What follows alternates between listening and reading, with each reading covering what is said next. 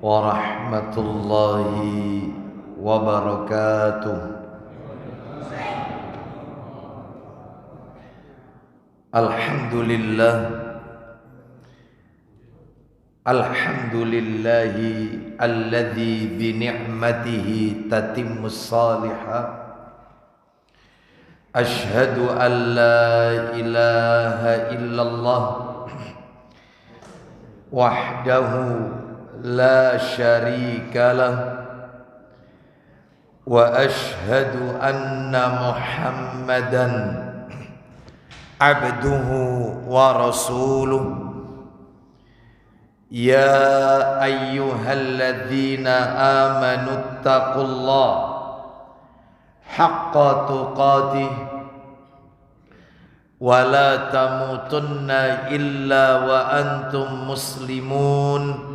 Amma ba'du, fa inna asdaqal hadisi kitabullah wa khairal hadi hadi Muhammadin sallallahu alaihi wasallam wa syarral umuri muhdatsatuha wa kullu muhdatsatin bid'ah wa kullu bid'atin dhalalah wa kullu dhalalatin finnar. Ikhwan wa akhwati fillah, bapak-bapak, ibu-ibu, kaum muslimin dan muslimah, jamaah salat maghrib Masjid Al-Hidayah yang semoga dimuliakan oleh Allah Subhanahu wa ta'ala, kepada segenap pengurus takmir maupun yayasan Masjid Al-Hidayah yang semoga dirahmati oleh Allah Subhanahu wa ta'ala. Tidak ada kata yang patut kita ucapkan di malam hari ini selain rasa syukur kita kepada Allah Subhanahu wa ta'ala atas segala karunia nikmat yang telah Allah berikan kepada kita. Di antara kenikmatan-kenikmatan tersebut, yang kita rasakan pada malam hari ini adalah nikmat diberikannya kita kemudahan untuk mengoptimalkan ibadah di bulan yang dimuliakan oleh Allah Subhanahu wa ta'ala, yaitu bulan Muharram. Sebagaimana disebutkan oleh baginda Rasul sallallahu alaihi wasallam tentang keutamaan bulan Muharram, Nabi sallallahu alaihi wasallam bersabda dalam riwayat Muslim, kata Nabi, afdhalus siyami ba'da Ramadan syahrullahil Muharram. Puasa yang paling utama setelah bulan Ramadan adalah bulannya Allah, yaitu Muharram. Berdasarkan hadis ini, maka bisa ditarik kesimpulan bahwasanya bulan Muharram disebut oleh Nabi bulannya Allah, syahrullah. Dan kata para alim ulama, salah satunya yang dikatakan oleh Al-Hafiz Ibnu Hajar, mohon maaf, Al-Hafiz Ibnu Rajab Al-Hambali, dalam kitabnya Lataiful Ma'arif, beliau mengatakan tidaklah sesuatu itu bergandengan dengan nama Allah kecuali sesuatu itu pasti mulia, agung di sisi Allah Azza wa Jalla. Contoh, ketika seseorang menyebut kalimat atau kata Baitullah, rumah Allah, maka pasti rumah itu istimewa, dimuliakan oleh Allah. Tentunya Baitullah ya Ka'bah. Begitu juga ketika Nabi mengatakan bulan Muharram syahrullah, bulannya Allah. Berarti Muharram ini bulan istimewa, bulan yang dimuliakan oleh Allah Subhanahu wa ta'ala. Oleh karena itu maka tentunya kita berdoa kepada Allah Azza wa Jal, semoga seluruh amal kebajikan yang kita lakukan di bulan yang mulia ini semuanya diterima oleh Allah Azza wa Jalla. Bapak Ibu kaum muslimin dan muslimah rahimani wa rahimakumullah, di antara bentuk amal ibadah yang kita lakukan pada malam hari ini adalah diawali dengan sholat maghrib berjamaah, dilanjutkan dengan talabul ilmi, dan berakhir dengan melaksanakan sholat isya yang dilakukan secara berjamaah pula. Semoga seluruh rangkaian amal ibadah yang kita lakukan pada malam hari ini tercatat di sisi Allah sebagai pemberat timbangan amal kebajikan kita kelak di yaumil qiyamah. Bapak Ibu kaum muslimin dan muslimah rahimani wa rahimakumullah, malam hari ini kita akan lanjutkan pembahasan kita.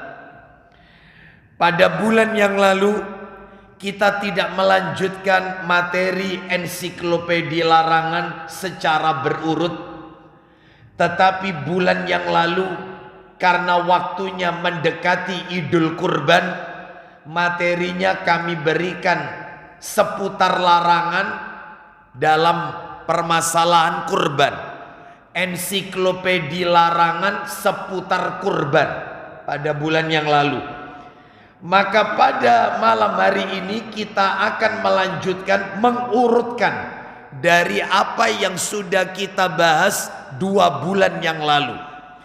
Terakhir materi kita terkait dengan kitab yang ditulis oleh Syekh Salim bin Id Al-Hilali hafizahullah ta'ala, yaitu kitab yang berjudul Mausu'atul Manahij Syar'iyyah fi Sahihis Sunnah An-Nabawiyah, yang sudah diterjemahkan ke dalam bahasa Indonesia, ensiklopedia larangan menurut Al-Quran dan As-Sunnah. 2 bulan yang lalu, yaitu tepatnya di bulan Juni, kita telah menuntaskan larangan yang nomor 7, yaitu larangan berpikir tentang zat Allah. Betul ya? Betul. Maka pada malam hari ini kita akan masuk larangan nomor 8. Masih seputar akidah, tauhid dan iman. Karena larangan seputar akidah ini banyak Bapak Ibu. Dan kita masih berada malam hari ini di nomor 8. Apa itu? Larangan haramnya praktek perdukunan, mendatangi dan membenarkan perkataannya. Jadi yang kita bahas pada malam hari ini ensiklopedia larangan seputar akidah yang nomor 8 adalah haramnya praktek perdukunan, mendatangi dukun, dan membenarkan perkataan dukun. Baik, Bapak Ibu sekalian rahimani wa rahimakumullah, seperti biasa kajian kita agar tertata dengan baik, tidak melebar kemana-mana, kita bagi menjadi 2 pembahasan, 2 masalah, 2 hal yang akan kami sampaikan. Yang pertama adalah saya akan menyampaikan terkait masalah ini dalil-dalil yang menunjukkan praktek perdukunan itu adalah haram. Di mana dalilnya? Ini akan kami sebutkan ayat Qur'annya, hadis nabinya, semuanya Bapak Ibu. Yang kedua, kita tingkatkan pembicaraan kita. Yang kedua adalah penjelasan dari dalil-dalil tersebut. Nah, penjelasan dari dalil-dalil yang sudah kita paparkan sebelumnya. Baik, Bapak Ibu kaum muslimin dan muslimah rahimani wa rahimakumullah. Kita akan bahas materi yang pertama, dalil-dalil haramnya praktek perdukunan, mendatangi dukun dan membenarkan perkataan dukun. Dalilnya saya beri 7. Ada 7 dalil terkait dengan hal ini, baik itu di dalam Al-Quran maupun hadis Nabi Sallallahu Alaihi Wasallam. Apa saja itu? Yang pertama dalilnya firman Allah Subhanahu wa Ta'ala di dalam Al-Quran, tepatnya di surat Al-Baqarah. Surat Al-Baqarah ayatnya ayat 102, cerita tentang Nabi Sulaiman alaihissalam. Surat Al-Baqarah surat yang kedua, ayatnya ayat yang ke-102. Siapkan terjemahannya, mari kita dengarkan baik-baik firman Allah surat Al-Baqarah ayatnya 102. Allah Ta'ala berfirman, وَاتَّبَعُوا مَا تَتْلُو الشَّيَاطِينُ عَلَى مُلْكِ سُلَيْمَانَ وَمَا كَفَرَ سُلَيْمَانُ وَلَكِنَّ الشَّيَاطِينَ كَفَرُوا يُعَلِّمُونَ النَّاسَ السِّحْرَ وَمَا أُنزِلَ عَلَى الْمَلَكَيْنِ بِبَابِلَ هَارُوتَ وَمَارُوتَ وَمَا يُعَلِّمَانِ مِنْ أَحَدٍ حَتَّى يَقُولَا إِنَّمَا نَحْنُ فِتْنَةٌ فَلَا تَكْفُرْ فَيَتَعَلَّمُونَ مِنْهُمَا مَا يُفَرِّقُونَ بِهِ بَيْنَ الْمَرْءِ وَزَوْجِهِ وَمَا هُمْ بِضَارِّينَ بِهِ مِنْ أَحَدٍ إِلَّا بِإِذْنِ اللَّهِ وَيَتَعَلَّمُونَ مَا يَضُرُّهُمْ وَلَا يَنفَعُهُمْ وَلَقَدْ عَلِمُوا لَمَنِ اشْتَرَاهُ مَا لَهُ فِي الْآخِرَةِ مِنْ خَلَاقٍ وَلَبِئْسَ مَا شَرَوْا بِهِ أَنفُسَهُمْ لَوْ كَانُوا يَعْلَمُونَ. Nah, Al-Baqarah 102, silakan. Dan mereka mengikuti apa yang dibaca oleh setan-setan pada masa kerajaan Sulaiman. Terus Sulaiman itu tidak kafir, tetapi setan-setan itulah yang kafir. baik, nanti kita ambil pelajaran ayat ini. Terus Mereka mengajarkan sihir kepada manusia. mereka mengajarkan sihir kepada manusia. Nanti kita akan pelajari sihir dengan dukun ini apa bedanya. Nanti kita pelajari. Terus lanjut. Dan apa yang diturunkan kepada dua malaikat di negeri Babilonia, yaitu Harut dan Marut. Lanjut. Padahal keduanya tidak mengajarkan sesuatu kepada seseorang. Sebelumnya mengatakan, Ya. sesungguhnya kami hanyalah cobaan bagimu, Terus. sebab itu janganlah kafir. Terus. Maka mereka mempelajari dari keduanya atau malaikat itu. Nggak pakai atau. Nggak pakai atau. Yang dalam kurung jangan dikasih atau. Maka mereka mempelajari dari keduanya malaikat itu. Apa yang dapat memisahkan antara seorang suami dengan istrinya. Terus. Mereka tidak akan dapat mencelakakan seseorang dengan sihirnya kecuali dengan izin Allah. Terus. Mereka mempelajari sesuatu yang mencelakakan dan tidak memberi manfaat kepada mereka. Dan sungguh mereka sudah tahu, barang siapa membeli menggunakan sihir, itu niscaya tidak akan mendapat keuntungan di akhirat. nah itu. Terus. Dan sungguh sangatlah buruk perbuatan mereka yang menjual dirinya dengan sihir. Terus. Sekiranya mereka tahu. Bapak Ibu sekalian, rahimani wa rahimakumullah. Pelajaran apa yang bisa kita ambil dari ayat ini? Al-Baqarah ayat 102. Yang pertama adalah Nabi Sulaiman alaihissalam tidak mengajarkan sihir, dan beliau alaihissalam bukanlah orang kafir. Pelajaran pertama, Nabi Sulaiman tidak pernah mengajarkan sihir dalam ayat ini ya. Dan beliau alaihissalam, nah beliau alaihissalam, Sulaiman bin Daud ya, alaihissalam bukanlah orang kafir. Ini pelajaran yang pertama. Pelajaran yang kedua di dalam ayat ini, orang yang melakukan perbuatan sihir dapat dipastikan ada di dalam kekufuran.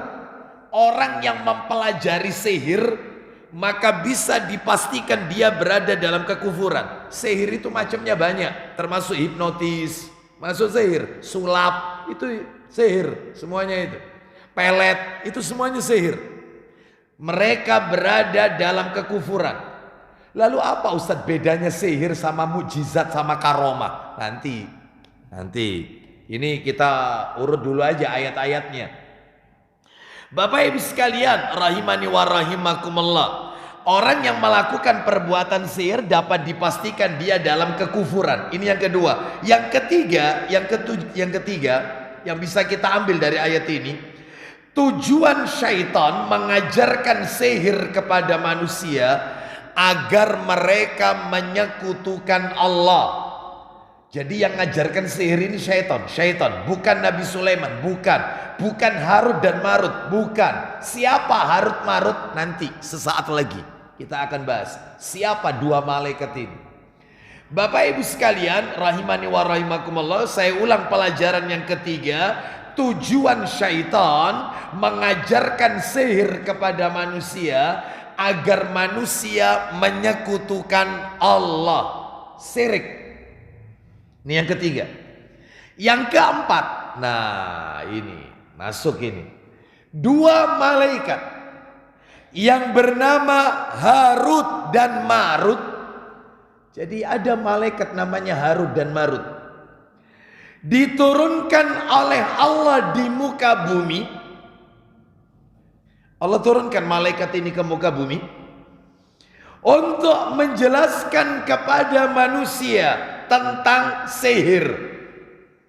Jadi tujuan Allah menurunkan malaikat ini, dua malaikat ini, satunya bernama Harut, yang satu bernama Marut, untuk menjelaskan kepada manusia tentang dampak buruknya sihir. Sihir itu bisa memisahkan suami istri. Buhul-buhul, pelet, gimana caranya istrinya orang itu yaitu minta pisah dengan suaminya. Gimana caranya suami ini nggak kerasan di rumahnya. Gimana caranya supaya wanita ini suka sama saya. Nah ini seperti ini, sihir. Untuk menjelaskan, ternyata nih jalan cerita berikutnya masih koma. Namun ternyata ada sebagian orang yang waktu itu di zaman Nabi Sulaiman, waktu itu yang memahami bahwa sihir itu harus dipelajari. Makanya Bapak Ibu jangan kaget kalau di dalam tafsir Ibnu Katsir itu disebutkan ketika malaikat ini menjelaskan tentang sihir ini memiliki mudarat, bisa memisahkan suami istri, rupanya banyak manusia di saat itu yang mengintip. Mereka pengen tahu cara kerjanya sihir. Ya apa cara kerjanya? Dilihat sama mereka. Oh gini pakai begini, oh ini pakai begini, pakai ikatan, oh ini pakai ini, oh ternyata, dan seterusnya. Sehingga mereka menganggap kalau begitu ini harus dipelajari. Padahal malaikat itu diturunkan oleh Allah untuk memberitahu kepada manusia, ini jangan ditiru, ini perbuatan kufur. Mereka salah paham, mereka mempelajarinya. Bapak Ibu jangan kaget, Nabi kita kena sihir juga kok. Bapak Ibu tahu Nabi kita ini terkena sihir itu dengan apa? Nabi kita sallallahu alaihi wasallam itu kena sihir yang pertama pada sisir, yang kedua rontokan rambutnya Nabi Sallallahu Alaihi Wasallam, dan yang ketiga yaitu mayang kurma jantan. Jadi dengan 3 benda ini Nabi itu kena sihir. Mungkin Bapak Ibu bertanya dalam hati, kok bisa orang itu mendapatkan rontokan rambutnya Nabi? Jadi ceritanya, singkat cerita ya, disebutkan di dalam hadis riwayat Muslim, Nabi itu disihir oleh orang Yahudi namanya Labid bin A'sam. Labid bin A'sam. Bapak Ibu mohon maaf, tidak ada satupun bangsa yang paling kejam kecuali Yahudi. Satu-satunya agama bangsa yaitu Yahudi ini yang yaitu menghabisi ribuan nabi, ya Yahudi, bukan Nasrani. Yahudi adalah permusuhannya dengan kaum muslimin luar biasa. Sampai nabi aja diracun. Racun ini sebelum disihir. Bapak Ibu sekalian, yang menyihir nabi adalah Labid bin A'sam. Bagaimana ceritanya? Ceritanya adalah Labid bin A'sam memerintahkan yaitu kepada seorang anak. Nah ini ya, seorang anak yang anak ini selalu membantu Nabi dalam urusan Nabi. Jadi pinter. Jadi dia itu pendekatannya adalah dengan pendekatan anak ini, Bapak Ibu sekalian. Jadi dia memerintahkan kepada anak ini yang ikut bekerja bersama Nabi untuk mengambil yaitu rontokan rambut Nabi, lalu dibawa kepada Labid bin A'sam. Maka dengan sisir dan rambut rontok Nabi dan mayang kurma jantan, Nabi terkena sihir Labid bin A'sam. Kena sihirnya bagaimana Ustadz? Saya sebutkan jalan ceritanya. Jadi Bapak Ibu sekalian, sihir ini berlangsung 40 hari. Nabi kena sihir ini 40 hari, Bapak Ibu sekalian. Lalu kemudian Nabi merasa bahwasanya pengaruh daripada sihir ini adalah pengaruhnya sangat dahsyat, sangat dahsyat. Sehingga di antara pengaruhnya untuk Nabi sallallahu alaihi wasallam yaitu ketika Nabi sallallahu alaihi wasallam mendekati istri-istrinya, maaf, untuk menjima, itu seakan-akan Nabi tidak ada keinginan. Tidak ada keinginan. Sampai kayak begitu loh ini. Nabi loh ini, Bapak Ibu sekalian. Kena Labid bin A'sam, sihirnya Labid bin A'sam. Lalu Nabi berdoa kepada Allah, lalu berdoa lagi kepada Allah, dan ditunjukkanlah bahwasanya sihir tersebut, rontokan rambut Nabi, sisir dan mayang kurma jantan, itu diletakkan di satu sumur namanya Zarwan. Sumur Zarwan. Ketika Nabi mengajak para sahabatnya untuk mencari buhul ikatan itu, ternyata dilihatlah sumur itu sudah kemerah-merahan, warna air sumur itu kemerah-merahan, dan Nabi memerintahkannya untuk mengambilnya. Apa yang ada di dalam sumur itu? Ternyata dimasukkan, ditumpukan batu yang ada dalam sumur itu. Sihir, ikatan buhul itu. Lalu dikeluarkan, lalu kemudian para sahabat berkata, wahai Rasulullah, apa tidak sebaiknya kita bakar saja jimat ini, sihir ini, apa enggak sebaiknya kita bakar saja? Nabi melarang. Aku diutus oleh Allah bukan untuk menyakiti manusia. Bayangkan. Itu kalau dibakar mati orang itu. Itu kalau dibakar mati orang itu. Yang menyihir mati. Tapi Nabi menolak. Aku diutus oleh Allah bukan untuk menyakiti manusia. Alhamdulillah. Bapak Ibu sekalian, luar biasa akhlaknya Nabi. Nah, oleh karena itu kata para alim ulama, terutama ibu-ibu, yang ketika bersisir rambutnya suka rontok, jangan dibuang. Jangan. Memperlakukan rontokan rambut, termasuk ya dalam hal ini adalah rambut kepala, termasuk jenggot, ya. Itu dikumpulkan saja, dikumpulkan lalu dipendam. Di tempat dipendamnya orang tidak mengetahui di mana rambut itu dipendam. Jangan dibuang, diselokan gitu aja. Karena itu kalau diambil oleh orang yang ingin melakukan sihir, kena itu, bisa. Bisa. Makanya kalau misalnya rontokan, Ustadz kalau misalnya potong rambut Ustadz, ya apa Ustadz? Kan sudah bercampur dengan rambut yang lain. Sudah bercampur. Dikumpulkan oleh si tukang potong rambut itu dengan rambut orang lain. Maka dalam ini aman. Tapi kalau itu sudah bersih, lalu kemudian rambut kita disisihkan, ambil. Minta kembali. Ini potongan rambut saya kan, gak bercampur. Iya, saya ambil.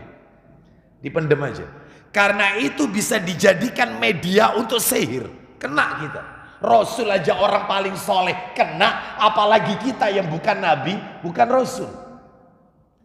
Jadi manusia sudah mempelajari cara kerjanya malaikat itu, yaitu tentang sihir ini. Tujuannya malaikat itu memberitahu kepada manusia, ini jangan ditiru, ini mudaratnya besar, menuju kepada kekufuran. Tapi manusia salah pada waktu itu melihat cara kerja dan ditiru. Bapak ibu sekalian rahimani wa rahimakumullah, ini materi atau mohon maaf pelajaran yang nomor 4 tadi ya, pelajaran yang keempat. Adapun pelajaran yang kelima, yang terakhir dari surat Al-Baqarah ayat 102 ini, pelajaran yang kelima adalah salah satu kelompok namanya Mu'tazilah. Kelompok Mu'tazilah, salah satu kelompok yang menyimpang, mereka mengingkari sihir, mengingkari adanya sihir. Mengingkari. Bahkan mereka mengkafirkan orang yang meyakini kebenaran sihir. Jadi kalau kita Ahlus Sunnah meyakini sihir itu benar, itu oleh kelompok Mu'tazilah kita dikafirkan. Siapa yang percaya tentang sihir itu kafir malah. Mereka menolak adanya sihir, itu Mu'tazilah. Adapun Ahlus Sunnah meyakini bahwasannya bisa saja orang itu bisa terbang, bisa. Orang itu bisa berjalan di atas air. Kan sering kita lihat di layar kaca kita. Ada orang yang melintasi sungai tanpa membasahi tubuhnya. Dia lewat gitu aja. Semua jadi tontonan, pertunjukan. Ada yang bisa terbang. Dia bisa melayang. Sebagaimana pesulap tersohor. Siapa itu namanya itu? Nah, David siapa itu ya? Itu bisa terbang. Ahlus Sunnah mengatakan, menetapkan, ya bisa. Tapi semua itu tidak akan pernah terjadi kecuali atas dasar kehendak. Ayatnya sudah panjenengan dengarkan tadi. Semua tidak bisa terjadi. Saya ulang dikit kalimat yang tadi yang dibaca oleh saudara kita tadi. Bahwasannya ini, mereka mempelajari sesuatu yang mencelakakan dan tidak memberi manfaat kepada mereka. Nah, yang sebelumnya, kalimat yang sebelumnya, yaitu di situ ada kata-kata apa ini? Yang mana itu?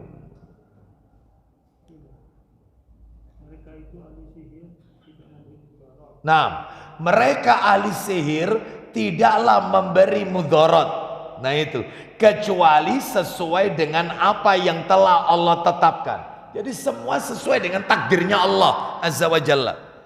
Ini baru dalil yang pertama Al-Baqarah 102. Sekarang kita akan dengarkan dalil yang nomor 2, Quran surat An-Nisa, Quran surat nomor 4. An-Nisa ayatnya 51. An-Nisa surat nomor 4 ayat 51. Allah Ta'ala berfirman, Alam tara ila alladhina utu nasiban minal kitabi yu'minuna bil jibti wat taguti wa yaquluna lil ladhina kafaru haulai ahda minal ladhina amanu sabila. Baik, silakan. Tidakkah engkau memperhatikan orang-orang yang beribagian dari kitab Taurat? Iya. Mereka percaya kepada jin. Mereka percaya kepada jin dan tagut. Mereka percaya kepada jibet, bacanya itu bil jibeti, jibet dan tagut. Perlu digarisbawahi. Sekarang pelajarannya, apa itu jibet, apa itu tagut? Mereka, saya ulang ya terjemahannya, tidakkah engkau memperhatikan orang-orang yang diberi bagian dari kitab Taurat? mereka percaya kepada jibat dan tauhid dan mengatakan kepada orang-orang kafir musyrik Mekah bahwa mereka itu lebih benar jalannya daripada orang-orang yang beriman. Apa itu jibat? Apa itu tauhid? Di dalam tafsir Ibnu Katsir di jilid yang kedua halaman 331, sahabat Umar bin Al-Khattab radhiyallahu an mengatakan, Umar bin Khattab ini yang mengatakan bahwa yang dimaksud dengan jibat itu adalah sihir, sedangkan yang dimaksud dengan tauhid adalah syaitan. Jadi ternyata umat di zaman itu mereka sudah percaya dengan sihir, yaitu disebut dengan jibat, atau ramalan-ramalan atau mantra-mantra yang diucapkan oleh para dukun, yaitu jibat namanya. Jibat itu adalah mantra-mantra yang diucapkan oleh si tukang tenung, yaitu dukun. Nah, itu namanya jibat. Sedangkan tauhid itu banyak definisinya. Salah satunya tauhid itu adalah syaitan. Kalau kita lihat perkataan Al-Imam Ibnul Qayyim Al-Jauziyah rahimahullah dalam kitab I'lam Al-Muwaqqi'in, beliau mengatakan mendefinisikan tauhid. Perhatikan, tauhid itu kata Ibnul Qayyim rahimahullah, tauhid itu adalah kullu ma tajawaza bihil abdu haddahu min ma'budin au matbu'in au muta'in. Kata Ibnul Qayyim Al-Jauziyah rahimahullah, tauhid itu adalah segala sesuatu, ya, segala sesuatu yang melampaui batas, baik sesuatu itu disembah maupun sesuatu itu diikuti maupun sesuatu itu ditaati. Itu namanya tauhid. Makanya orang kalau mengkultuskan, orang yang mengkultuskan kiai sampai pada taraf menuhankan, maka itu bisa juga disebut tauhid. Berlebihan. Nah, berlebihan. Sebagaimana orang-orang Nasrani menjadikan Isa sebagai Tuhan, maka ini tauhid ini. Ya. Karena ini berlebihan. Berlebihan. Mengkultuskan seseorang sampai dalam taraf ketuhanan. Baik. Insya Allah nanti masalah tauhid kita akan bahas ya, karena ada pembahasan tersendiri. Sebab sesuatu itu disebut tauhid. Siapa tauhid? Tauhid itu dedengkotnya ada 5. 5-5-nya ini disebut tauhid. Di antara 5 ini adalah iblis atau syaitan. Nah ini termasuk tauhid ini. Nah, baik, kita nggak akan jelaskan sisanya yang berikutnya karena nanti tambah berkembang. Kita lanjutkan saja materi berikutnya. Dalil yang terkait haramnya praktek perdukunan nomor 3. Mari kita dengarkan Quran surat nomor 26. Surat apa itu? Asy-Syu'ara. Asy-Syu'ara. Ayatnya ayat agak akhir-akhir. 221 sampai 223. 221 sampai 223 surat Asy-Syu'ara, bukan Asyura ya, bukan Asy-Syu'ara, surat nomor 26. Allah Ta'ala berfirman,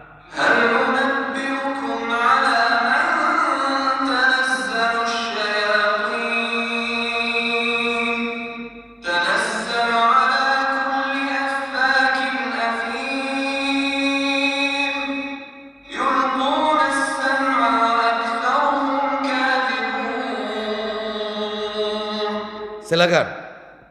Maukah aku beritahukan kepadamu kepada siapa setan-setan itu turun? Terus. Mereka setan turun kepada setiap pendusta yang banyak berdosa. Stop. Perhatikan.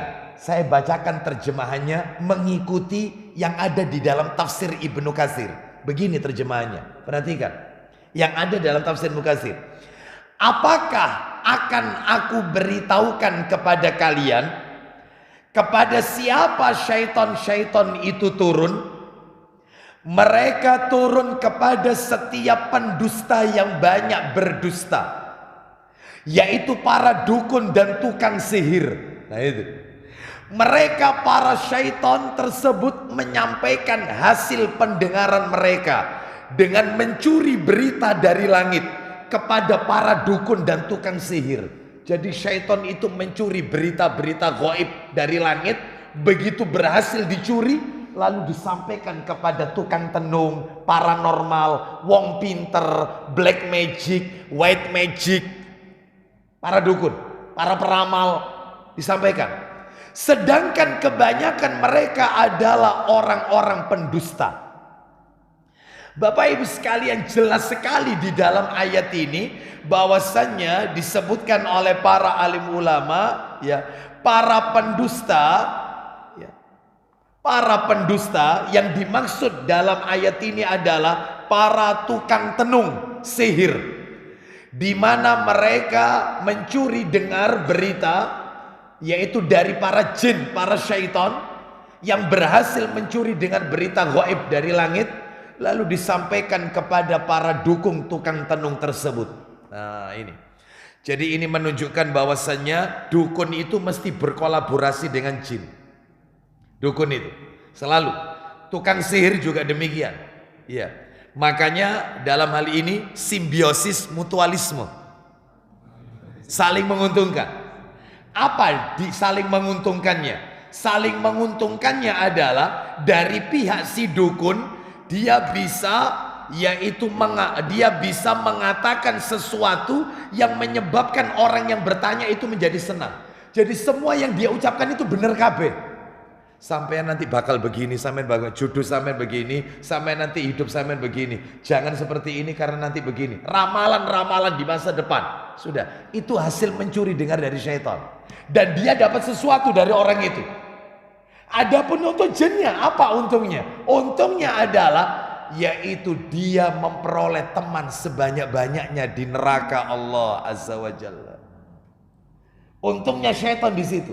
Karena tujuan syaitan adalah untuk menyesatkan manusia, dan dia mencari teman sebanyak-banyaknya dari kalangan manusia. Oleh karena itu benar kalau begitu yang dikatakan oleh para alim ulama berdasarkan ayat Quran di surat An-Nisa, kalau tidak salah, bahwasanya setiap 1000 orang yang masuk neraka menjadi teman syaitan 999 orang, satu yang masuk surga. Mudah-mudahan kita yang ada di majelis ini adalah mewakili setiap satu dari 1000 orang itu, setiap orangnya. Bapak Ibu sekalian rahimani wa rahimakumullah, ini dalil yang ketiga. Dalil keempat, ayo, sudah masuk Isya? Belum. Silakan tolong dibuka hadis Nabi. Hadis Nabi. Karena hadisnya panjang, saya bacakan aja. Yang nomor 4 ini karena panjang sekali, saya bacakan aja. Yaitu riwayatnya adalah Abu Dawud dalam kitab Sunan Abu Dawud. Panjang sekali, panjang. Ya, saya bacakan ringkasnya aja. Nomornya 930, Abu Dawud 930. Begini jalan ceritanya. Dari sahabat Muawiyah bin Hakam As-Sulami radhiyallahu an, dia berkata, perhatikan perkataannya Muawiyah radhiyallahu an. Ya Rasulullah, inni hadisu ahdin bijahiliyah wa qad jaa Allahu bil Islam. Wa inna minna rijalan ya'tunal kuhan. Jelas sekali. Apa kata Muawiyah? Wahai Rasulullah, sesungguhnya aku ini baru masuk Islam. Aku ini baru masuk Islam. Allah telah menurunkan dinul Islam kepada kami. Sesungguhnya di antara kami masih ada yang suka mendatangi dukun, karena kami baru masuk Islam. Di antara kami suka mendatangi dukun. Bapak Ibu tahu jawaban Nabi SAW? Qala fala ta'tihim. Kata Nabi, jangan datangi dukun. Nabi mengatakan jangan mendatangi mereka, yaitu dukun. Sekarang hentikan. Maklum karena baru masuk Islam, sehingga yang namanya kesirikan itu masih kental. Sehingga ketika dia mengatakan di antara kami masih suka mendatangi dukun, bagaimana ini? Nabi mengatakan fala ta'tihim, jangan datangi mereka, yaitu para normal, tukang tenung. Ini dalil menunjukkan haram datang kepada dukun. Nanti tak tunjukkan gimana Ustadz kalau orang itu tidak tahu kalau orang ini adalah dukun. Ya dipikirnya ya Ustadz, kiai gitu ya. Nggak taunya ternyata cara kerjanya itu ya kayak dukun. Nah, gimana kalau orang itu nggak tahu? Nanti kita akan jawab pada penjelasan daripada dalil-dalil. Sekarang kita skors dulu untuk mendengarkan kumandang adzan Isya. Setelah itu nanti kita akan lanjutkan materi kita. Wassallallahu ala nabiyyina wa ala alihi washabihi wasallam. Siapkan Sahih Muslim Pak Didi. Nah.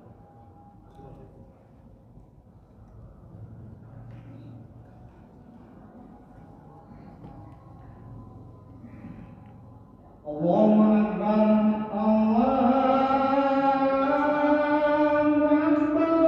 Allahu Akbar. Coba.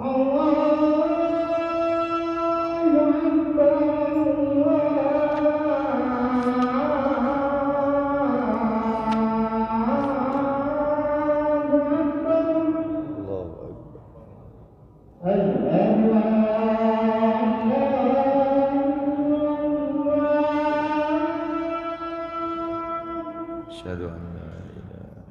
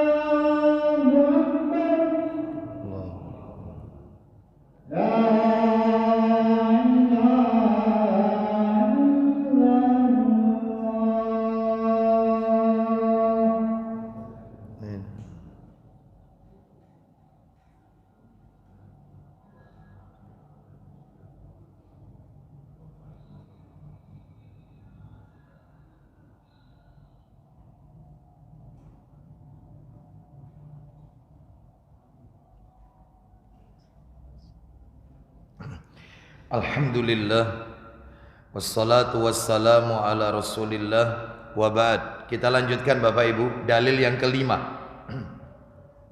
Silakan dibuka Sahih Muslim nomor 2088. Sahih Muslim nomor 2088. Nomor aslinya 2230. Nomor aslinya 2230. Yang kita baca cetakan terjemahan 2088. Tafadhal, silakan. Dari Sofia. Dari Sofia radhiyallahu anha, dari sebagian para istri Nabi sallallahu alaihi wasallam, dari Nabi sallallahu alaihi wasallam bersabda, Man ata arrafan fasa'alahu an syai'in lam tuqbal lahu salatun arba'ina lailatan.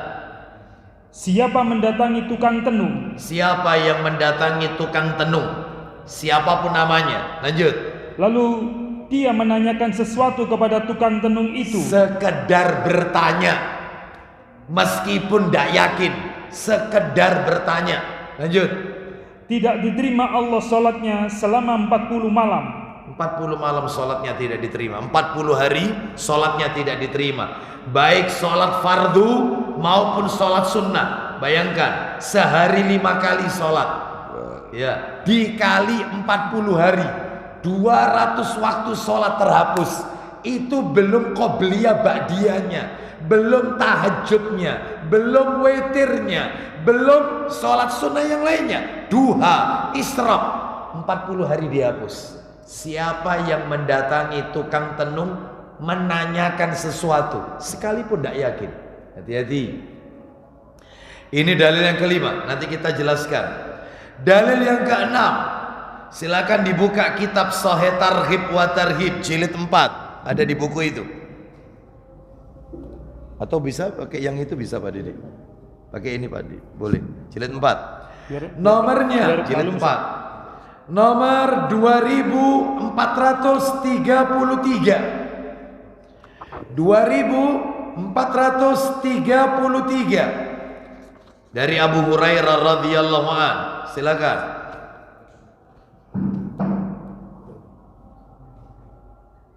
Dari Abu Hurairah radhiyallahu an, ia menuturkan, Iya. bahwasanya Rasulullah SAW telah bersabda, Man ata haidan au imra'atan fi duburiha au kahinan fasaddaqahu faqad kafara bima unzila ala Muhammad sallallahu alaihi wasallam. Silakan.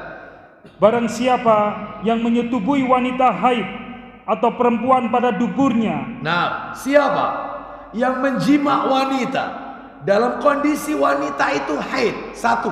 Yang kedua, atau menjima wanita tidak pada tempat yang disyariatkan oleh Allah.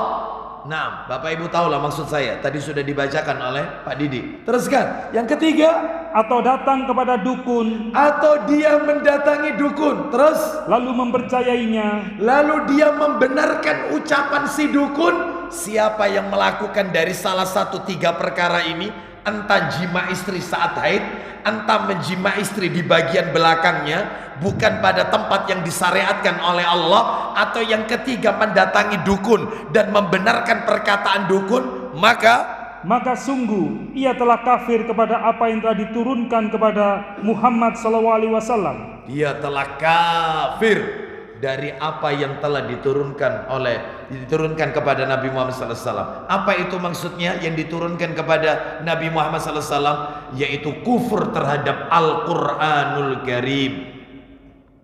Bapak Ibu mohon maaf, ketika panjenengan mendengarkan hadis barusan, kafir yang dimaksud dalam hadis tadi adalah kafir kecil yang tidak mengeluarkan pelakunya dari Islam. Nggak keluar Islam, nggak. KTP-nya tetap Islam, nggak keluar dari Islam, tidak. Tapi kafirnya kafir kecil. Iya. Kenapa? Karena masih ada dalil yang tadi kita bacakan di awal, sholatnya tidak diterima selama 40 hari. Berarti setelah itu diterima oleh Allah Azza wa Jalla. Berarti yang dikategorikan kafir di sini bukan kafir yang berujung pada murtad, keluar dari Islam. Tidak. Jadi kalau ada seorang suami yang dia muslim, baca syahadat, maaf, dia menjima istrinya saat istrinya sedang haid, maka Nabi mengatakan kafir dengan apa yang telah diturunkan kepada Nabi Muhammad. Maksudnya kafir dengan Al-Quran. Kafir di sini bukan keluar Islam, tapi kafir kecil, tidak keluar dari Islam. Cuman dosa besar, dosa besar. Ya, baik. Jadi makanya orang menikah butuh ilmu. Ya, sebab kalau tidak punya ilmu, maka dia akan melakukan hal-hal yang diharamkan oleh Allah dan Rasulnya sallallahu alaihi wasallam. Termasuk tadi yang kita dengarkan tadi ya. Baik, silakan mendatangi istri dari arah manapun, boleh. tetapi pada tempat yang disyariatkan oleh Allah dan Rasulnya sallallahu alaihi wasallam. Ya. Baik, kita lanjutkan sekarang dalil yang ke-7. Dalil yang ke-7. Dalil yang ke-7 adalah hadis di dalam kitab Sahih Targhib wa Tarhib riwayat Al-Bazzar. Nomornya 3041 jilid 5. Jilid 5. Sahih Targhib wa Tarhib nomor 3041. Kita dengarkan 3041 dari Imran bin Husain radhiyallahu an. Silakan. Kita dengarkan dari Imran bin Husain. Kata dibuka. Dari Imran bin Husain radhiyallahu an, dia berkata, Iya. Rasulullah sallallahu alaihi wasallam bersabda, Laisa minna man tatayyara au tutayyira lahu. Silakan. bukan dari golongan kami, Ulang lagi. bukan dari golongan kami, Siapa? orang yang meramal ramalan pesimistis atau diramalkan. Stop. Bukan termasuk umatku orang yang melakukan tatoyur, ramalan pesimistis. Contohnya banyak tatoyur ini Bapak Ibu di masyarakat kita. Banyak sekali. Contoh, keluar rumah kejatuhan cicak. Maka dalam hatinya merasa pasti ada sesuatu yaitu di luar sana, yaitu musibah akan menimpa saya, sehingga dia mengurungkan perjalanannya. Contoh lagi, misalnya nih, mata kiri cedutan terus katanya, dirasani. Itu tatoyur itu. Tatoyur itu termasuk cabang syirik. Syirik itu. Semua dosa diampuni oleh Allah kecuali syirik. Syirik gak ada ampunannya. Sekalipun itu termasuk kategori syirik kecil, tapi syirik tetap syirik. Iya. Syirik tetap syirik. Yaitu tidak ada ampunannya kecuali bertaubat dan tidak mengulanginya kembali. Contoh lagi, tatoyur di masyarakat kita banyak tidak mau beli rumah gara-gara rumah itu nomor 13. Karena angka 13 diyakini sebagai angka sial. Bayangkan. Tidak mau menikahkan putrinya di bulan Suro Muharram. Karena bulan haram mereka meyakini sebagai bulan sial. Padahal dalam riwayat Muslim, Aisyah radhiyallahu anhuma berkata, tazawwajani Rasulullah sallallahu alaihi wasallam fi Syawal wa bana bi fi Syawal. Aku dinikahi oleh Rasulullah di bulan Syawal dan hidup serumah tangga denganku di bulan Syawal. Bahkan Aisyah senang menikahkan wanita di zaman itu di bulan Syawal. Kenapa? Karena Aisyah ingin menepis pemahaman orang Arab jahiliyah yang mereka meyakini bulan Syawal bulan sial. Jadi di zaman Nabi dulu itu Syawal dianggap bulan sial, bulan balak, bulan tidak boleh punya hajat. Maka Aisyah menepis pemahaman itu dan Nabi menikahi Aisyah bulan Syawal. Ternyata rumah tangganya baiti jannati, bahkan dijadikan pilot project rumah tangga yang ada di muka bumi ini, percontohan. Loh, coba Bapak Ibu sekalian, makanya ketika adik saya pada waktu itu dilamar orang, pada waktu itu ya, adik saya sudah meninggal, ayah saya sudah meninggal ya. Baik, adik saya meninggal ya 1 tahun yang lalu, nggak sampai mungkin ya. Nah, pas COVID, tingginya COVID waktu itu. Jadi pada saat dilamar oleh orang Gresik, maka saya tanya sama adik saya, gimana kamu suka? Ya, insya Allah, bismillah. Baik, saya tanya calon mantan prianya, gimana mas? Gimana pak? Ya, insya Allah anak saya suka. Baik, terus gimana ini? Untuk hari tanggalnya, nikah sak lamarannya, lamaran sak nikahnya, saya serahkan sama panjenengan. Ayah saya waktu itu masih hidup. Saya bilang sama saya, ya apa pak? Gimana pak ini pak? Wis kon lak kakak itu, wis putuson. Mana yang terbaik? Putuson. Baik pak, gini ya, saya tidak mau lama-lama, saya tidak mau pacaran atau apa kenal-kenalan, nggak mau. Saya minta cepet, ya tahun ini juga. Terus kapan pak Ustadz? Maka saya minta nikahnya Muharram Suro tanggal 13. Tak pentokin sekali sama saya. Itu dari duduk seperti ini, duduk begini, langsung gini. Lu, apa Pak Ustadz? Suro tanggal 13. Mau terus, nggak mau maaf. Saya bukan nolak jodoh. Mungkin bukan jodohnya, mungkin dapat yang terbaik insya Allah putra panjenengan. Lah anaknya lihat adik saya wis kadung kesemsem, wis terus noe gak popo wis. Wis terus noe gak popo wis kadung kesemsem. Ya apa mau? Ya wis bismillah nikah.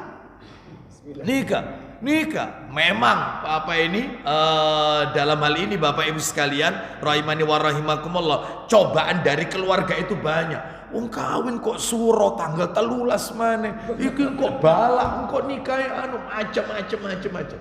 Ya. Alhamdulillah tidak terjadi apa-apa, semua karena takdir Allah. Suaminya memang meninggal lebih dahulu, ya.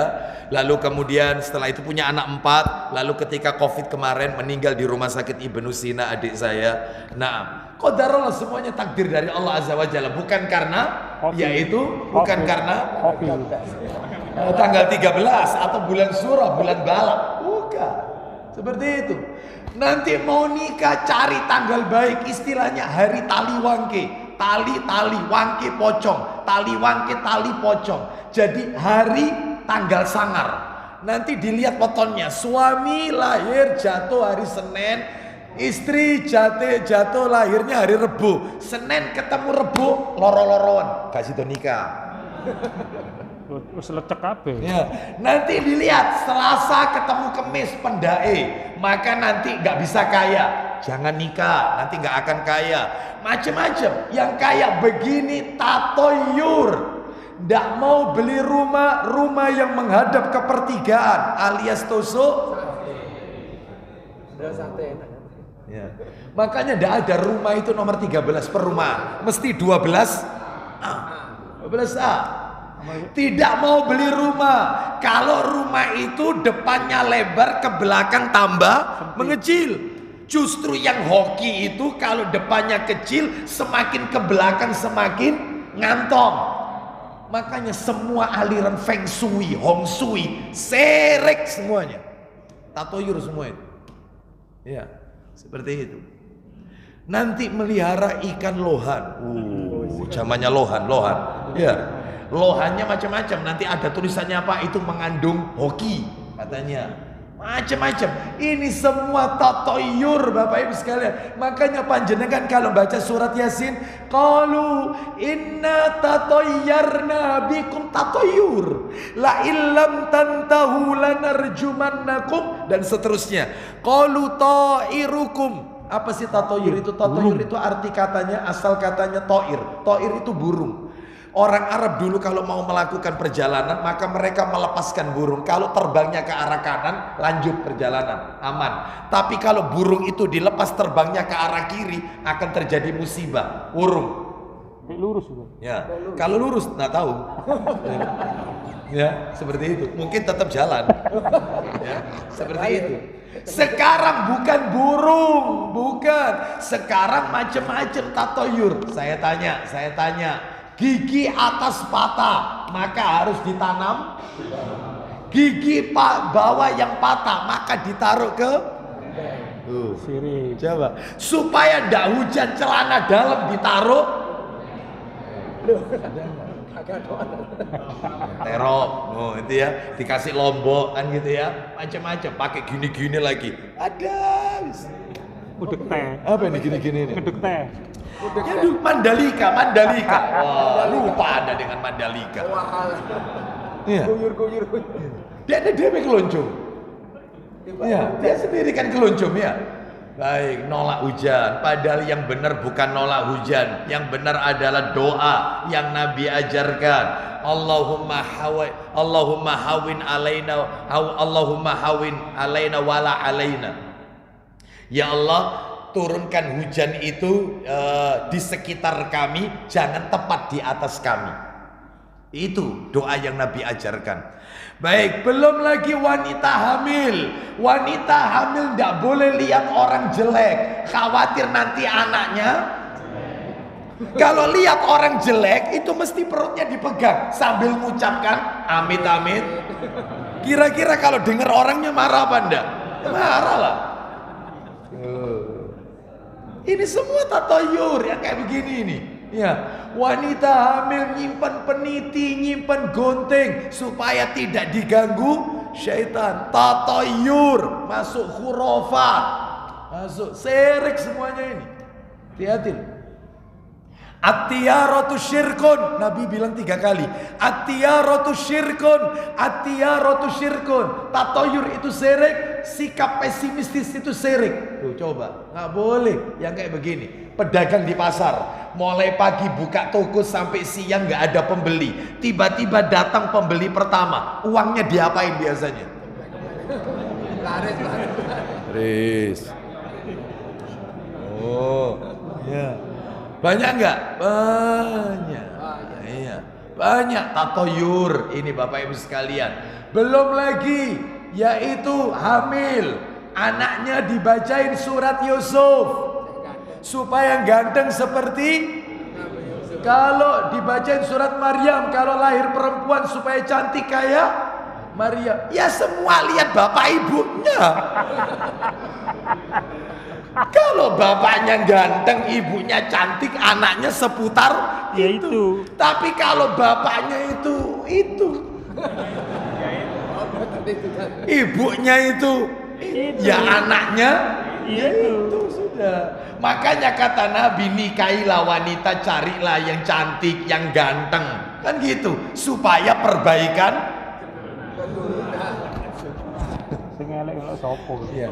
Tapi tidak bisa dijadikan patokan. Yang kekal itu adalah karena agama kesolehannya. Baik Bapak Ibu sekalian, jadi banyak contoh-contoh tatayur ini banyak. Tangan kiri gatelan terus katanya. Bukan, memang gudikan memang. Kok bisa? Banyak sekali. Ternyata di masyarakat kita ini banyak. Kupu-kupu masuk katanya. Ada tamu. Ya Allah. Ya lengkap di sini rupanya ya. Banyak pelaku di sini rupanya. Ya, baik Bapak Ibu sekalian. Jadi ulang lagi Pak Didi, ulang lagi tadi teks Arabnya tadi, yaitu laisa minna man tatayyara au tutayyira lahu. Silakan.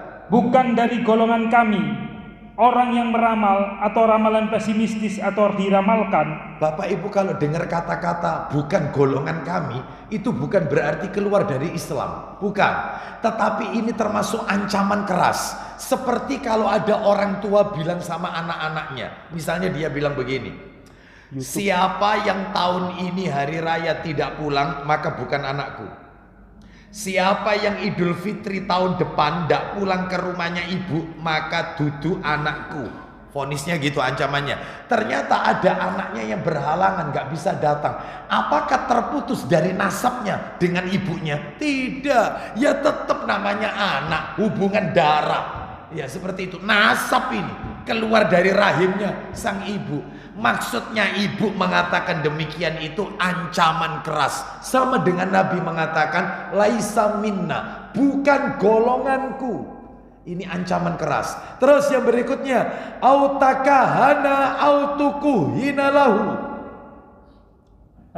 Terus ya, meramal. Meramal hal-hal gaib atau diramalkan. Loh, meramal hal-hal gaib terkait masa depan, yaitu masalah kehidupan kita ke depan bagaimana. Padahal kunci kegaiban yang punya hanyalah Allah Azza wa Jalla. Lah ini. Terus au sahara au suhira lahu. Menyihir atau disihirkan untuknya. Loh, jelas sekali. Menyihir atau minta disihirkan. Dia menyihir atau orang minta kepada dia. Yang minta itu sama. Bukan termasuk golonganku, kata Nabi SAW. Oleh karena itu Bapak Ibu, ini ancaman keras. Maka kata para alim ulama dalam bahasa Arab, lisanul Arab, sihir itu ada 3 huruf hijaiyah Bapak Ibu. Sihir itu bahasa Arab, ada 3 huruf hijaiyah. Sa, ha, dan ro. Sihir. Sa, ha, ro. Sihir. Yang artinya adalah maknanya, sihir ini maknanya segala sesuatu yang sebabnya nampak samar. Itu sihir. Jadi ada yang mengatakan memalingkan sesuatu dari hakikatnya, itu termasuk sihir. Berarti kalau gitu Ustadz, memalingkan sesuatu dari yang sebenarnya itu masuk kategori sihir. Sulap kalau begitu sihir. Iya. Misalnya ini vas bunga sihir, itu disulap jadi burung misalnya. Burung disihir jadi disihir disulap jadi sapu tangan misalnya. Nah, kayak begini ini memalingkan sesuatu padahal nggak jadi apa-apa karena ketangkasan kecepatan tangan atau yaitu kita itu disilapkan. Sebagaimana pesulap tersohor, kereta api ditutup lalu ditarik kainnya hilang, padahal masih ada di situ sebenarnya. Cuman mata kita yang disilapkan, yaitu namanya sihir. Ya, dan anehnya di negeri kita sekolah-sekolah sulap itu dibuka di mana-mana. Sekolah sulap. Ya. Baik, hipnotis juga begitu, sama. Kata Ibnu Qudamah rahimahullah, beliau mengatakan sihir itu adalah jampi-jampi atau mantra-mantra yang bisa memberikan pengaruh baik secara zahir maupun secara batin. Misalnya membuat orang itu jadi sakit, membuat orang itu jadi lumpuh, pasangan suami itu jadi cerai, ya, membuat istri orang tersebut mencintai orang lain dan seterusnya. Ini semua sihir termasuk praktek perdukunan. Ya. Baik, jadi ini adalah hukumnya haram. Terus belum selesai kan? Masih aja lanjutannya. Wa man atakahinan fasaddaqahu bima yaqul faqad kafara bima unzila ala Muhammad sallallahu alaihi wasallam. Silakan. Siapa yang mendatangi dukun lalu membenarkan pernyataannya, ya, maka telah kufur dengan syariat yang diturunkan kepada Muhammad sallallahu alaihi wasallam. Tuntas sudah dalil-dalilnya Bapak Ibu. 7 dalil sudah kita bacakan. Sekarang penjelasannya, ya, secukupnya saja Bapak Ibu. Penjelasannya ada 5 poin. 5 poin penjelasannya. Apa itu? Nomor 1. Yang pertama, dalil-dalil yang telah kita dengarkan tadi menegaskan kepada kita kafirnya para dukun dan tukang sihir. Dihukumi kafir, kufur. Bahkan surat Al-Baqarah tentang Nabi Sulaiman tadi, kufur, kafir orang yang belajar sihir atau praktek perdukunan. Ini disebabkan karena 2 alasan. Jadi panjenengan kalau ditanya, Pak, kenapa dukun sama tukang sihir itu disebut kufur, kafir? Kenapa? Sebabnya 2. Alasannya 2. Mereka divonis sebagai orang yang kufur alias kafir. Sebabnya 2. Yang pertama, mengaku-ngaku mengetahui hal yang gaib, padahal ini semua adalah haknya Allah. Hanya Allah yang tahu ilmu gaib. Kunci-kunci gaib hanya Allah yang tahu. Manusia tidak ada yang tahu. Sehingga kalau ada orang mencoba meramal masa depan orang, kamu nanti bakal begini, nanti jodohmu bakal begini, anakmu bakal begini, kamu nanti akan tertimpa ini dan seterusnya, berarti dia sok tahu perkara gaib. Yang tahu hanya Allah. Apa yang ada di depan manusia, yang tahu hanya Allah. Besok kita ngapain, yang tahu hanya Allah. Tidak ada satupun manusia yang tahu. Hanya Allah yang tahu. Makanya dia divonis kafir, kufur, karena mereka sok tahu perkara gaib. Sedangkan yang berhak tahu perkara gaib hanyalah Allah. Mana dalilnya? Dalil. Coba dibuka surat nomor 6 Al-An'am. Minta tolong dibantu. Surat 6 Al-An'am. Ayatnya 59. Surat nomor 6 ayatnya 59. Allah Ta'ala berfirman, Al-An'am 59. Allah Ta'ala berfirman, wa 'indahu mafatihul ghaib la ya'lamuha illa hu wa ya'lamu ma fil barri wal bahri wa ma tasqutu min waraqatin illa ya'lamuha wa la habbatin fi dhulumatil ولا حبة في ظلمات الأرض ولا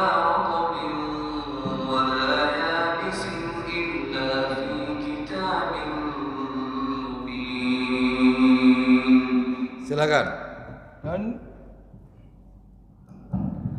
Dan kunci-kunci semua yang gaib ada padanya. Nah, kunci-kunci gaib ada pada Allah. Terus.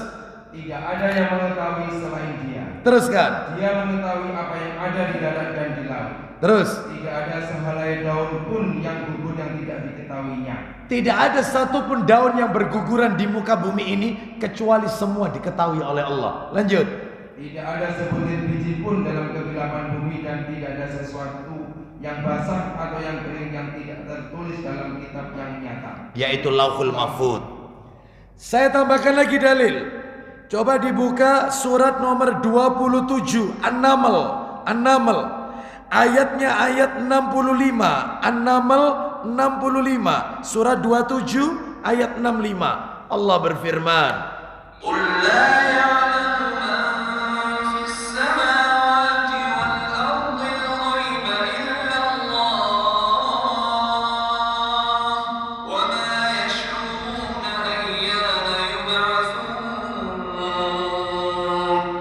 Ya, silakan. Katakanlah Muhammad, tidak ada sesuatu pun di langit dan di bumi yang mengetahui perkara yang gaib kecuali Allah. Dan mereka tidak mengetahui kapan mereka akan dibangkitkan. Baik.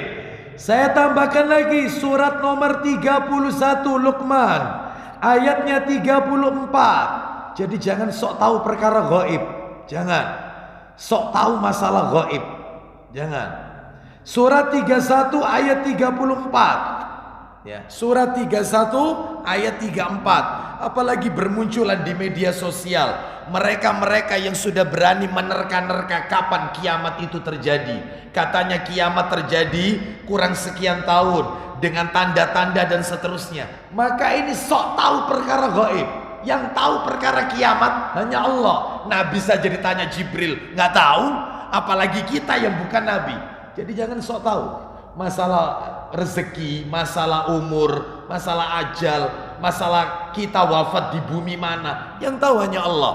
Nah, kita lihat ya. Allah Ta'ala berfirman, Luqman ayat 34. Inna Allah 'indahu 'ilmus sa'ati wa yunazzilul ghaifa wa ya'lamu ma fil arham wa ma tadri nafsun madza taksibu ghadan wa ma tadri nafsun bi ayyi ardin tamut.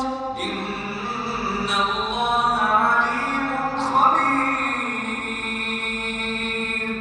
Silakan.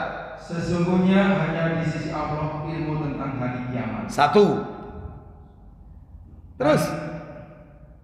Dan Dia yang menurunkan hujan. Dua.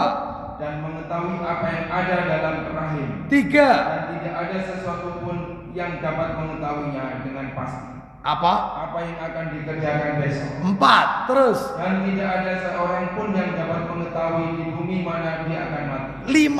Lima kunci keghaiban. Gak ada yang tahu tentang kiamat. Tidak ada yang tahu hujan ini turun kapan. Lu ramalan itu Ustaz. Pak Bu, ramalan cuaca itu kan berdasarkan tanda-tanda. Apa tandanya? Angin, ya, dan mendung. Itu baru ada ramalan. Kan begitu. Tetapi kapan turun hujan? Di tempat ini kapan hujannya? Nggak ada yang tahu. Termasuk yang nomor 3, apa yang ada di dalam rahim. Lah USG itu Ustaz. Ya apa Ustaz USG itu? Bahkan dokter bisa memastikan bayi yang ada dalam kandungan panjenengan ini laki cowok, kalau ini cewek. Kok bisa Ustaz tahu? Bapak Ibu sekalian, mohon maaf, itu pun tidak 100% kadang benar. Diprediksi cowok keluarnya. Sekarang saya mau tanya, kalau ada dokter mengklaim, sebab ada dokter yang bilang begini, ada jamaah kita pada saat memeriksakan yaitu istrinya ke dokter, profesor, saya tidak sebut nama profesornya ya, dia mengatakan pasien saya semuanya, prediksi saya nggak akan meleset. 99,9% bayi yang ada dalam kandungan istri Anda ini adalah adalah cewek, perempuan. Saya tidak mungkin meleset karena semua yaitu setiap sekali yang apa yang saya katakan itu benar. Memang betul lahir perempuan. Maka jamaah ini tanya, ya apa Ustaz kayak gitu itu Ustaz? Kok dia sudah tahu betulan? Tanya sama profesor itu. Mestinya bayi itu sebelum lahir antum tanya, antum kan sudah taklim, tanya, Prof, irungnya ya apa? Warna kulitnya anak saya ya apa? Rambut anak saya ya apa? Tanya sama dia. Rezekinya anak saya nanti kalau dewasa ya apa? Tanya, pentokin sekali.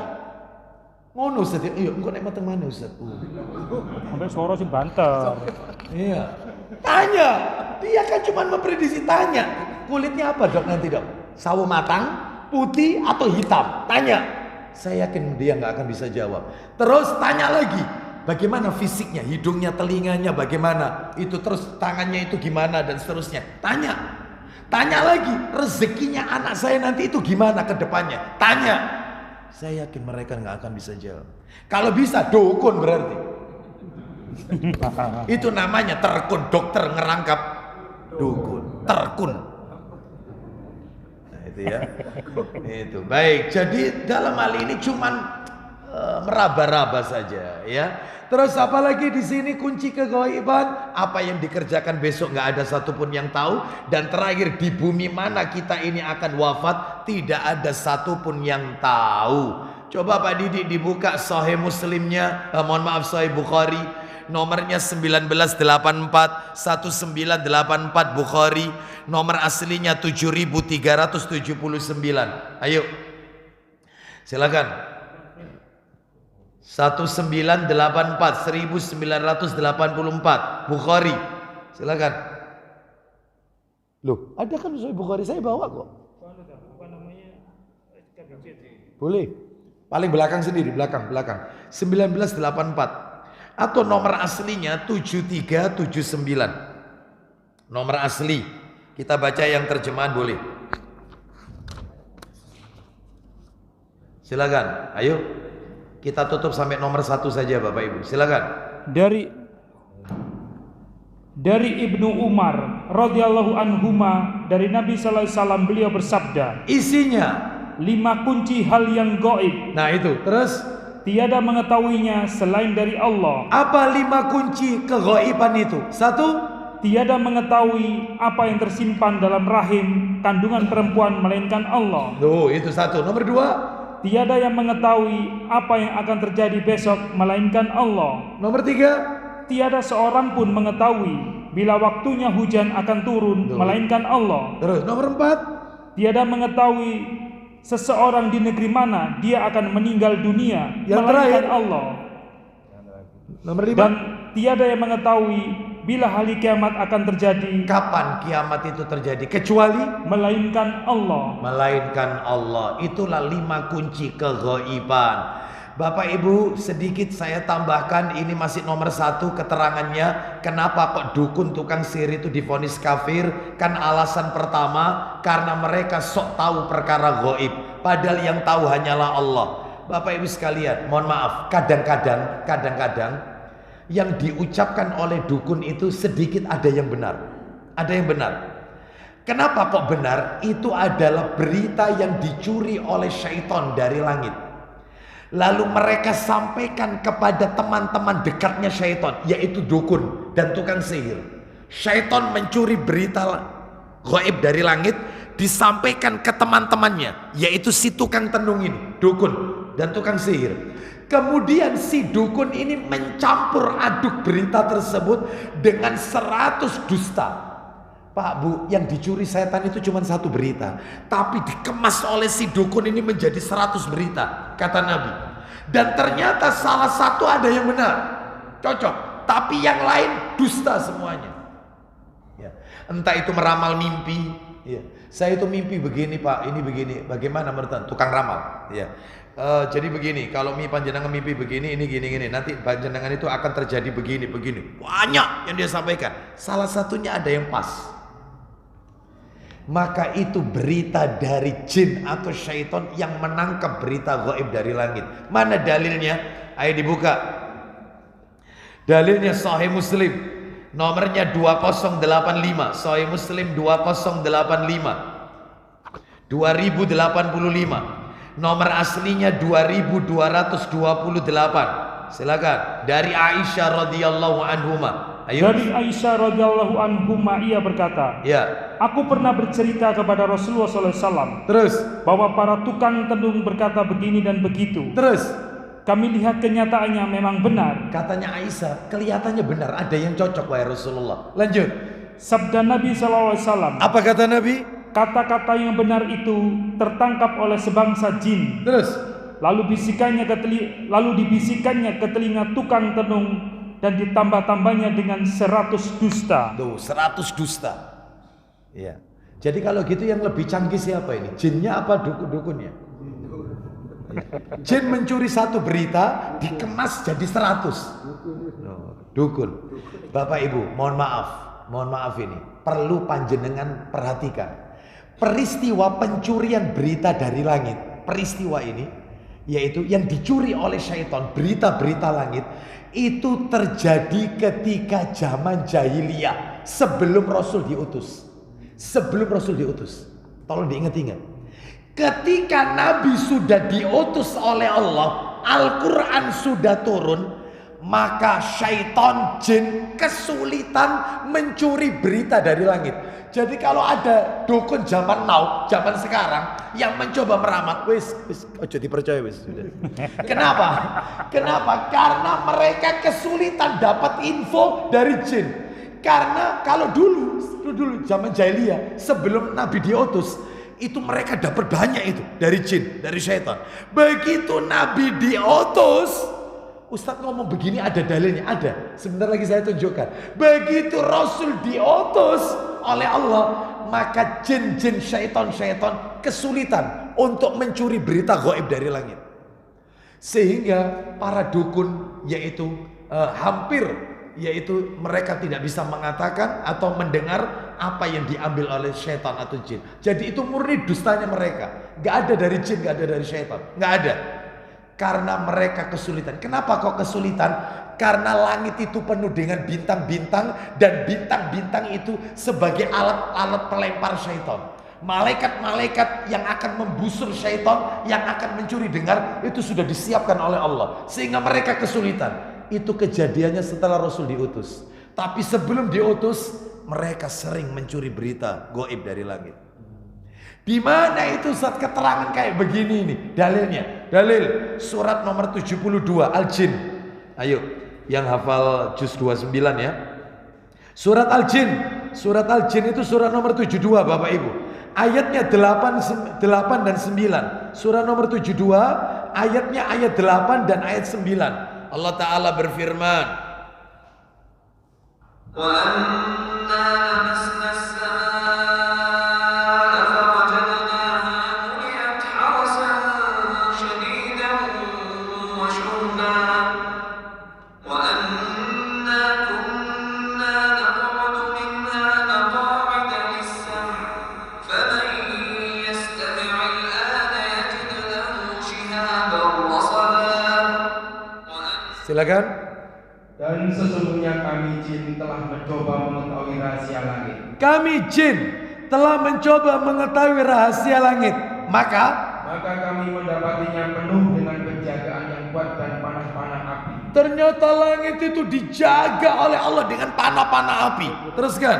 Dan sesungguhnya kami jin dahulu dapat menduduki beberapa tempat di langit itu. Dulu sebelum Rasul diutus, mereka menempati kedudukan. Lanjut teruskan. Untuk mencuri dengar berita-beritanya. Tetapi sekarang siapa mencoba mencuri dengar seperti itu, pasti akan menjumpai panah-panah api yang mengintai untuk membakarnya. itu setelah Rasul diutus. Ayatnya jelas. Makanya kalau ada dukun zaman sekarang mulai meramal, dusta wis ngapusi pol wis. Wis bujuk kan bujuk. Bujuk pol wis bujuk pol. Kenapa kasmo? Karena mereka tidak mendengar dapat berita, nggak dapat info dari jin. Nggak dapat. Jelas ya ayatnya ya. Jadi Bapak Ibu harus tahu kenapa mereka kok berhasil, karena Rasul belum diutus. Setelah diutus nggak dapat. Alasan terakhir yang nomor 2, kenapa tukang sihir, tukang tenung itu divonis kafir? Selain yang pertama, sok tahu perkara gaib. Yang kedua adalah mereka bekerja sama dengan syaitan dan melakukan perbuatan kufur. Kerjasama sama syaitan. sebagai syarat agar setan dapat membantu mereka. Pak, Bu, maaf, kesimpulannya tidak ada setan jin gratisan, tidak ada. Gak ada. Semua jin dan setan pasti ngasih syarat, dan syaratnya pasti kufur. Gak ada syarat yang baik, gak ada. Pasti aneh-aneh syaratnya dan kufur, mengarah kepada kekufuran. Ada yang syaratnya itu adalah untuk disuruh menghina Al-Quran. Ada yang syaratnya menyuruh pasiennya berada di ruangan yang gelap dengan bertelanjang, tidak memakai pakaian. Loh, ada yang syaratnya itu mengencingi Al-Quran. Ada yang syaratnya kalau buang hajat harus menginjak Al-Quran. Pokoknya syaratnya itu adalah mengarah kepada kekufuran. Itu yang menguntungkan jin. Sedangkan manusia diuntungkan karena dikabulkan permintaannya. Makanya saya katakan simbiosis saling menguntungkan. Jadi kerja sama jin. Dan mesti jin ngasih syarat. Makanya syaratnya aneh-aneh. Disuruh poso muti, disuruh beli kambing, hewan yang nanti penyakitnya ditransfer ke hewan itu. Macam-macam. Suruh bawa telur, yang nanti telurnya itu dibawa masuk sama si dukun, ditukeri sama telur punyanya, lalu dipecah keluar warna merah, yang katanya panjenengan diganggu orang, panjenengan macam-macam sudah. Ya kayak gini nih kerjaannya. Nah, seperti itu. Jadi Bapak, jadi ini menunjukkan kepada kita kekufurannya tukang sihir dan tukang tenung adalah karena mereka bekerja sama dengan syaitan. Wallahu a'lam bishawab. Jadi baru nomor 1 yang kita bahas. Adapun nanti penjelasan yang nomor 2 sampai nomor 5, insya Allah kita akan bahas pada kesempatan-kesempatan yang akan datang. Ya, baik Bapak Ibu, demikian yang bisa kami sampaikan. Saya tidak buka tanya jawab karena sudah pukul 19.30 ya. Ya, sudah lewat ya. Baik, saya cukupkan sampai di sini. Mudah-mudahan Allah menjadikan kita dan keluarga kita orang-orang yang mentauhidkan Allah Azza wa Jalla, dan kita diwafatkan dalam keadaan husnul khatimah. Baik, mohon maaf sebelum saya tutup, saya sarankan kepada Bapak Ibu, saya bukan sarankan, saya wajibkan. Bapak Ibu, saya wajibkan tiap orang beli buku yang ada di tangan saya ini. Doa dan wirid mengobati guna-guna dan sihir menurut Al-Quran dan As-Sunnah, yang ditulis oleh Ustadz Yazid bin Abdul Qadir Jawas, diterbitkan oleh Pustaka Imam Syafi'i. Buku ini di bagian akhirnya bagus, mengobati kena mata orang, mata jahat, mengobati kalau kena pelet itu gimana cara pengobatannya, ada di sini semua bukunya. Makanya tiap muslim, tiap kita harus punya di rumah buku ini ya. Wallahu a'lam bishawab. Kita tutup wassallallahu ala nabiyyina wa ala alihi washabihi wasallam. Subhanakallahumma wa bihamdika asyhadu an la ilaha illa anta astaghfiruka wa atubu ilaik. Wa akhiru da'wana anil hamdulillahi rabbil alamin. Assalamualaikum warahmatullahi wabarakatuh. Belum dinyalakan? Iya, belum. Oh, belum nyala tadi. Oh, mau tadi.